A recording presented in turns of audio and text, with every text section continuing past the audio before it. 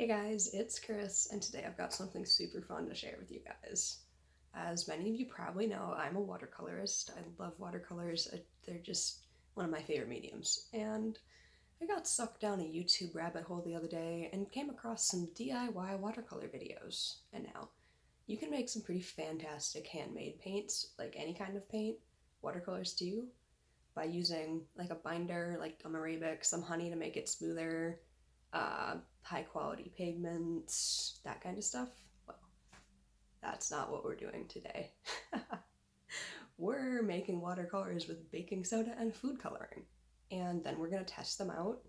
And I don't know how this is going to go. We're going to find out. I hope you guys enjoy watching me struggle. So let's get started. Okay, so here we go, mixing colors with our DIY watercolors. I did not film mixing the watercolor base because I did this at like 6 in the morning and everyone else was still asleep. Everyone is still actually asleep. It's 7:14 in the morning right now. And you can see me break a toothpick right there. Whoops. I have no idea what colors these are actually going to be. I used pretty much all of my food colorings. I have a ton of Wilton icing colors that I use exclusively for arts and crafts. So I decided I was going to use those today. And I mixed delphinium blue and black to try to create some kind of Payne's gray because I like gray. I paint a lot of robots. And here I am. I messed up. I put the wrong lid on the wrong food coloring, so I added black here when I meant to add purple. And it doesn't stop there. I accidentally grab black again and start mixing in more black. Whoops. So trying to save it, I added some more purple, and let's see what color that turns out. Now, I'll put a link in the description of this video to the tutorial that I learned from, and I saw a couple of them. One said you can use these immediately, and one said that you should wait until they're dry in a few days. I don't like to wait, so I'm going to test them when they're still wet, and if they don't work, then I'll let them dry for a couple of days and come back and try to paint with them again. And I'm terrified of using my good brushes with these, so I'm going to try to use some of the cheap brushes I got and just pray for me, guys. I'm trying to mix red here, and it turned out a little bit more pink, so we'll see how that turns out. And this is a color called Copper. It looks like a pretty good burnt sienna to me, but I really don't know how these are going to look on paper. They're made of cornstarch, baking soda, and vinegar. And if you guys want to try this, I would love to see what you do with them. It's really fun so far. The videos made it look a lot harder to mix this than it really is. Maybe I didn't get my proportions quite right, but yeah, we'll see how it works out. And here's me breaking another toothpick and accidentally mixing the same color that I just mixed. So I wanted to add some green to my palette to have like the full rainbow, because I can't do anything without rainbows. You guys know me. And I don't know what we're going to paint with this yet, but let's get started.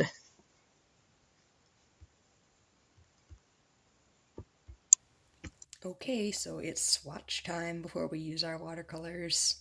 I've put a waterproof black line down the page to test the opacity of these and see if we can see, like, through them at all. And, oh boy, let's get started. Here goes nothing.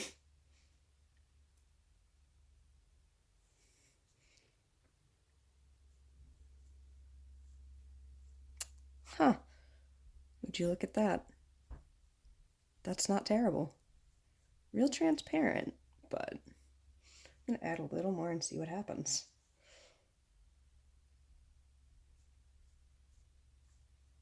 Wow, guys, I'm surprised. That looks like a decent watercolor, if a little bit different in the color it is in the pan. I don't see any like chalky residue on top of the black line, which I was really expecting. Okay, we're gonna keep swatching. And I haven't let these dry.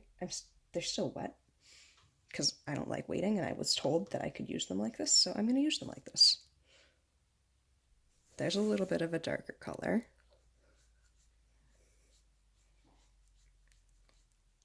And I'm using a water brush pen right now because it's one of the brushes I don't use a lot, and I was scared of ruining my good brushes. Okay, so these are really transparent, and I'm not sure how much you can build the color, but we're gonna find out. So far, like, this is a really smooth gradient. Like, wow, I'm surprised. Teal, that's bright. Okay, I dig it.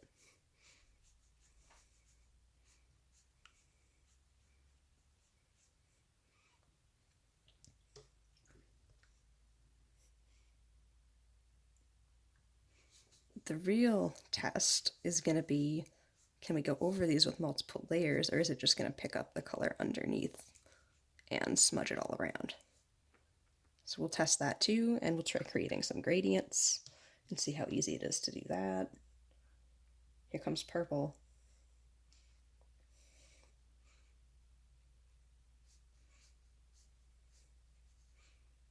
Okay, that's not as bright as I wanted it to be, but that's okay. I'm pretty sure we can build some color.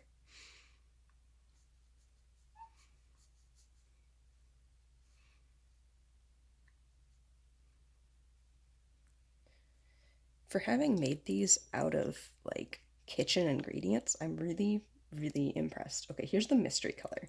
That's the goof of black and purple and more black. Oh, okay. I dig that. That's kind of the gray color I was going for. Happy accidents.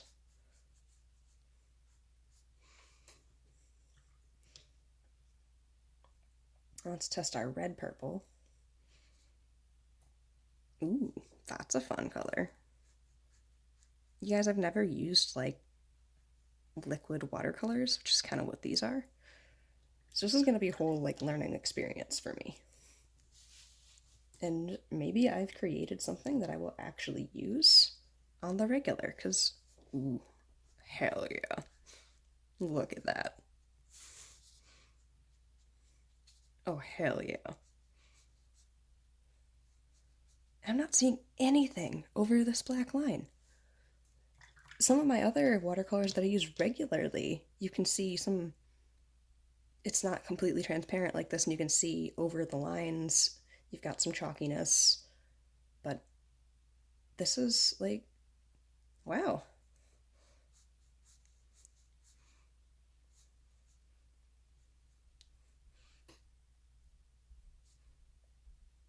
Okay, the red is not so impressive. Maybe I should have added more pigment. Maybe it's the food coloring.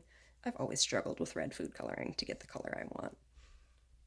So that one's not so great, but so far, other than that, we've got a pretty good like set of watercolors. Oh, I like copper. That's a fun color.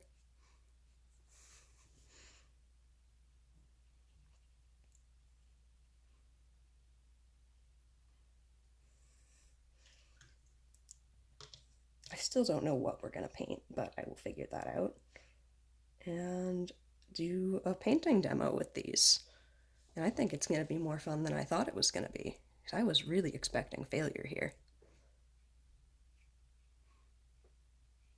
Whoops, I goofed that one a little bit. That's okay. I'm running out of space. Didn't plan this super well.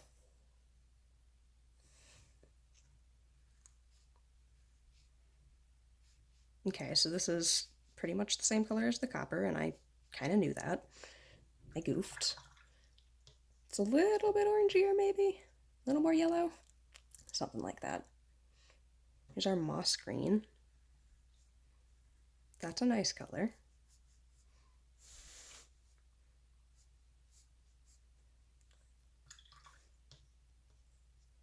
And our last watercolor. Ooh, yes, I like it. I like it a lot. Wow, you guys, I'm impressed. Look at that. That looks like a legit set of watercolors. I made this out of kitchen ingredients and food coloring. I'm excited to do a painting with this actually, but first, let's try a couple gradients. We're gonna go from hot pink to purple.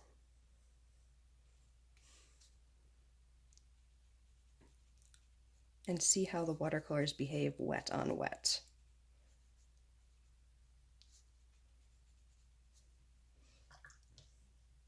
Like, how blendable are they? I need to know.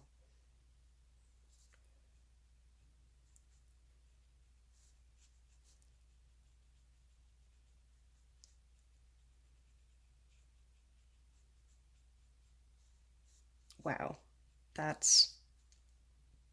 was incredibly easy to make a gradient.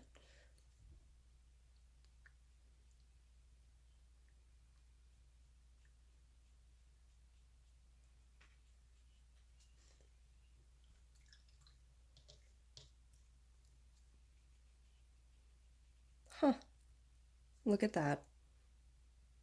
That's amazing, honestly.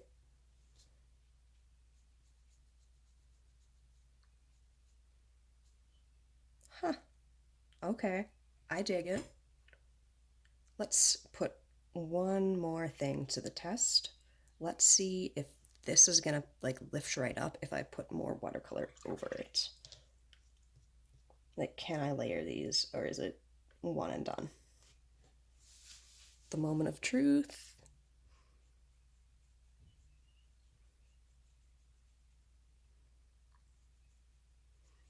Okay, so it does look like the green picked up all of that blue. That could be a little problematic, but we could work around it. So I don't always layer my watercolors. I do like color book coloring.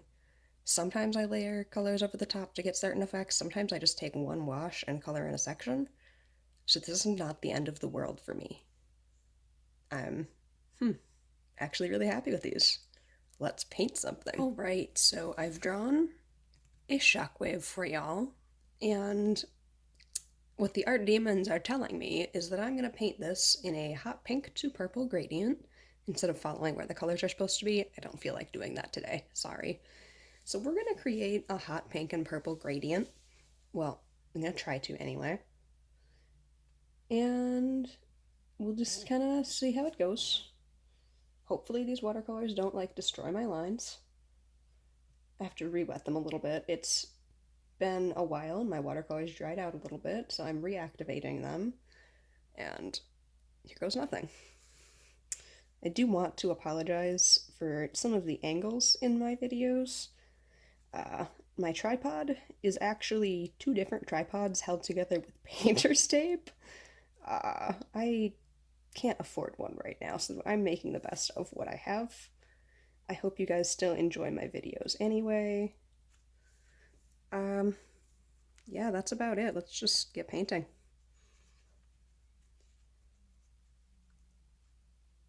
Color is pretty spreadable, not like super blendable, but it's doing pretty good.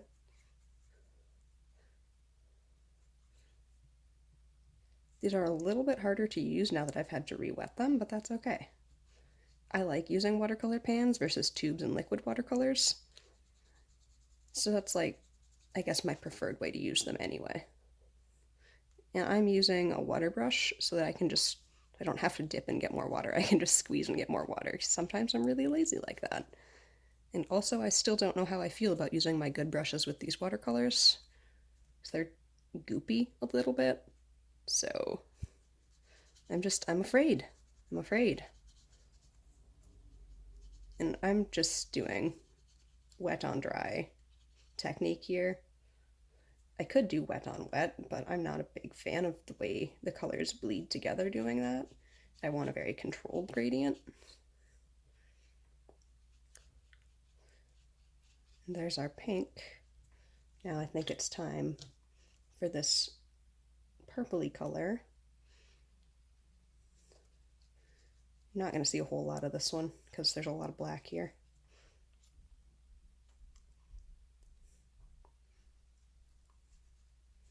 But I do want to bring it up into the pink and try to create some like blendability gradient here.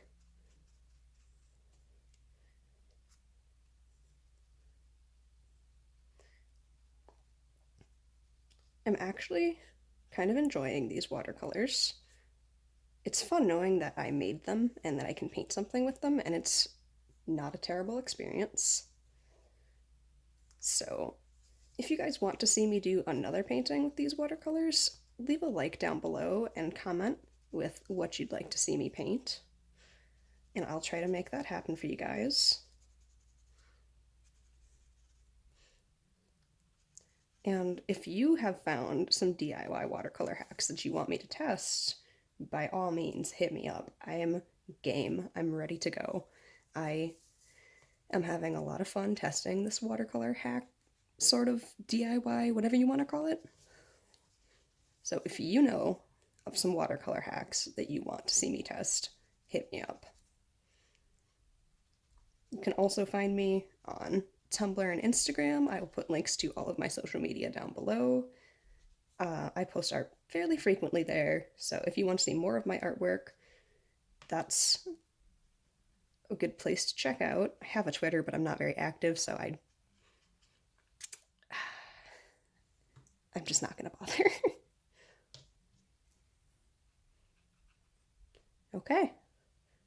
I think here is our hot pink purple gradient Shockwave. These watercolors aren't super pigmented, but I gotta say, other than that, they're not bad. I'm gonna add a little bit of this darker purple right here. Can't really see it that well, but I need a darker purple. That's okay. You can still see it, and that's what counts, right? Okay, so there's our Shockwave. Bring him a little closer to the camera.